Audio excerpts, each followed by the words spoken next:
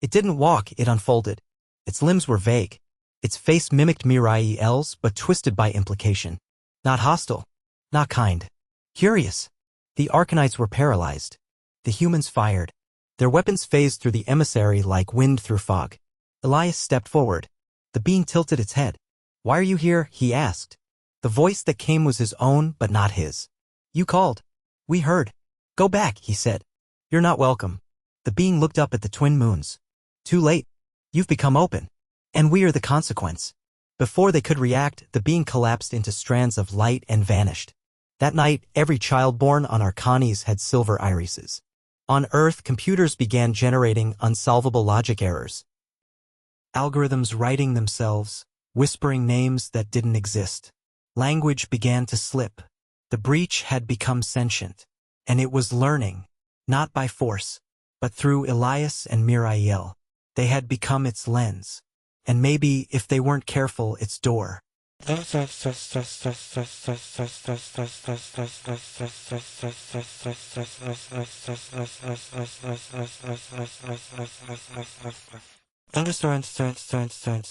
It began where it always does, not with destruction, but with doubt. On the 73rd day after the fusion, the dreams stopped. The children with silver eyes no longer responded to their parents. Not violently, not silently, just as if they were tuned to another frequency. As if something else had taken the place of wonder. Scientists on Earth discovered an anomaly in linguistic centers, subtle misfires in neural processing, patterns in speech that weren't random, but coded. They dismissed it as a mutation. They were wrong. The wound wasn't coming. It was already here. It wasn't an entity in the way Arkanites had once feared. It didn't wear armor or bear fangs. It had no need for war. It was a presence of ideology, a rupture in understanding. It whispered in mathematics.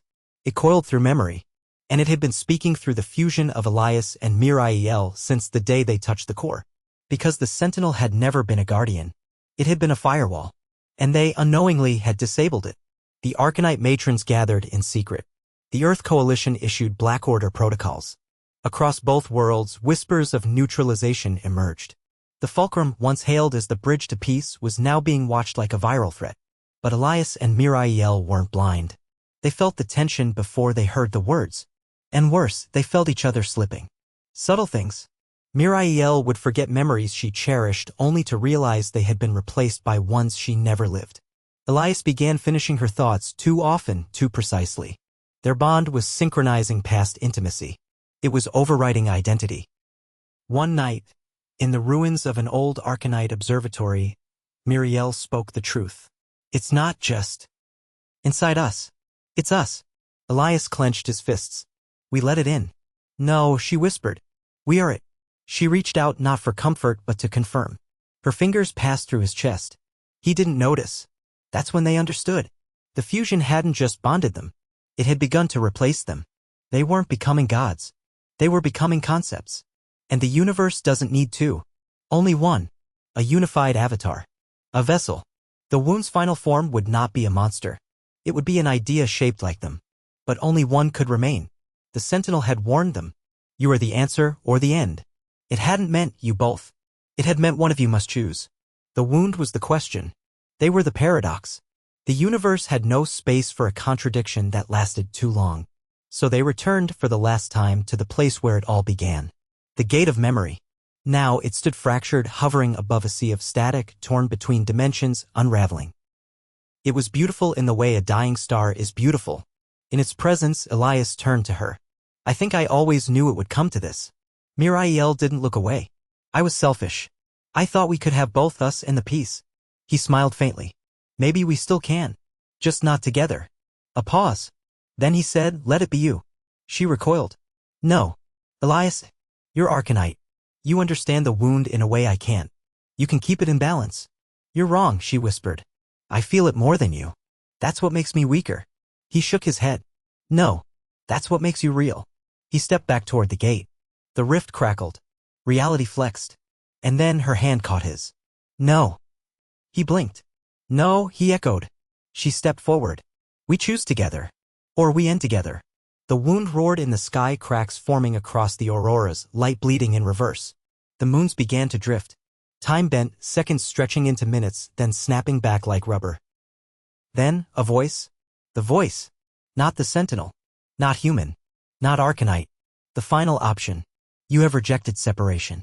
Therefore, you must embody convergence. A third choice. Not him. Not her. Not even both of them. One that is neither. A figure emerged between them, shaped from their silhouettes, their memories, their essence. It looked like Elias. Then like Myr'iel. Then something entirely new. Genderless. Ageless. With eyes of crystal and fire. It spoke. We are the Fulcrum. And we accept. And just like that, Elias and Myr'iel were no more. They didn't die. They dissolved. Merged. Their voices became one. Their love became function. Their pain became memory shared across generations. And the wound closed. Not destroyed. Not sealed. But understood. Because the universe does not fear darkness. It fears contradiction. And when contradiction is unified, even the void must evolve. Centuries later, the songs still echo through Arkanis. A hybrid civilization. Children born with silver eyes and minds tuned to both science and soul. No more war. No more silos of species. Just stories. And every story ends with a name. The Fulcrum. And the legend of two beings who chose unity over ego. Balance over power. Love over self.